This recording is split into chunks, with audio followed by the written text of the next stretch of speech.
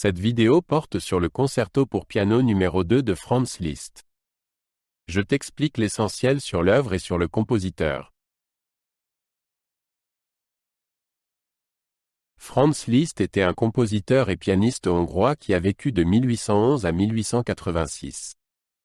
Il est considéré comme l'un des plus grands virtuoses du piano du XIXe siècle et a fortement marqué l'évolution de la musique pour piano. Liszt a composé de nombreuses œuvres pour piano, dont ses deux célèbres concertos pour piano. Son concerto pour piano numéro 2 en la majeure est l'une de ses œuvres les plus connues et les plus appréciées. Liszt a commencé à travailler sur son concerto pour piano numéro 2 en 1839, mais ne l'a achevé qu'en 1861. La longue période de composition montre à quel point Liszt a travaillé avec soin et en détail sur cette œuvre. Le concerto a été créé le 7 janvier 1857 à Weimar sous la direction de Liszt lui-même, avec le compositeur comme soliste au piano. La première fut un grand succès et contribua à asseoir la réputation de Liszt en tant que compositeur et pianiste hors pair.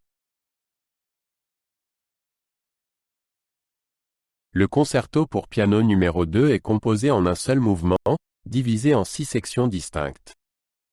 Ces sections s'enchaînent de manière fluide et forment une unité musicale cohérente. Le concerto est écrit pour piano et orchestre, ce dernier comprenant, outre les cordes, des bois, des cuivres et des timbales. Le piano occupe un rôle central en tant qu'instrument soliste et entre dans un dialogue animé avec l'orchestre. Dans le concerto pour piano numéro 2, Liszt utilise plusieurs thèmes et motifs musicaux marquants qui sont repris et variés à plusieurs reprises au cours de l'œuvre.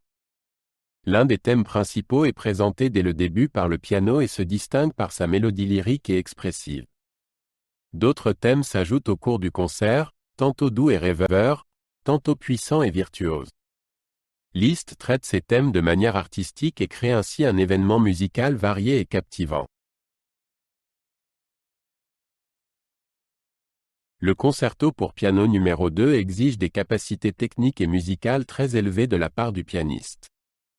Liszt, qui était lui-même un virtuose hors pair du piano, a intégré dans cette œuvre de nombreux défis pour le soliste. Des courses rapides, des accords puissants, des sauts amples et des ornements en filigrane exigent du pianiste une maîtrise parfaite de son instrument. Mais en même temps, le soliste doit être en mesure d'interpréter avec délicatesse les passages lyriques et expressifs du concerto. Bien que le piano soit au centre du concerto, l'orchestre joue également un rôle important.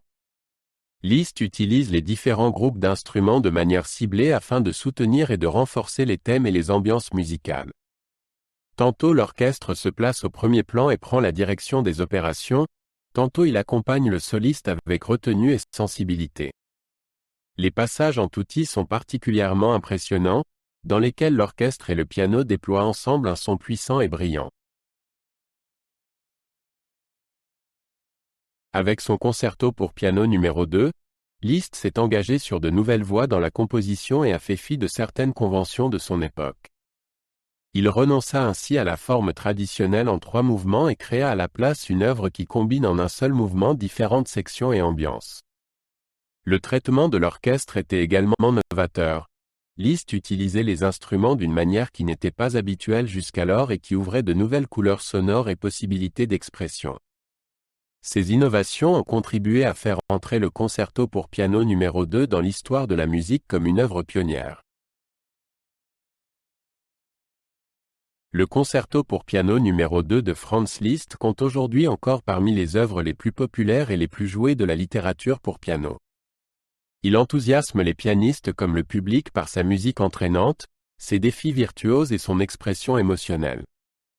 Le concerto a inspiré et influencé de nombreux pianistes et est considéré comme un jalon dans le développement du genre du concerto pour piano.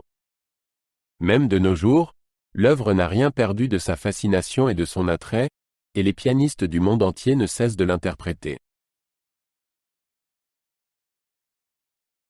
Franz Liszt n'était pas seulement un compositeur et un pianiste de génie, mais aussi une personnalité brillante et influente de son époque. Il a marqué le monde de la musique du XIXe siècle de diverses manières et a laissé un riche héritage musical. Outre ces 2 concertos pour piano, Liszt a composé de nombreuses autres œuvres pour piano, orchestre et autres formations.